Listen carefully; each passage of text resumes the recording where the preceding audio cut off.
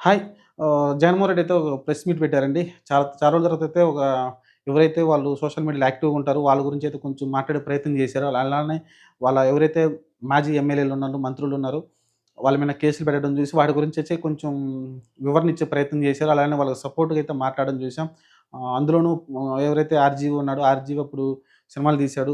'Lakshmi NTR's' కావచ్చు, లేకుంటే 'పవన్ కళ్యాణ్' మీద సినిమా కావచ్చు, లేకుంటే ఇంకా కొన్ని సినిమాలైతే తీయడం చూసాం. చాలా సినిమాలైతే 'వ్యూహం' గావచ్చు, ఇలా అయితే సినిమాలు తీసుకుంటూ వచ్చాడు.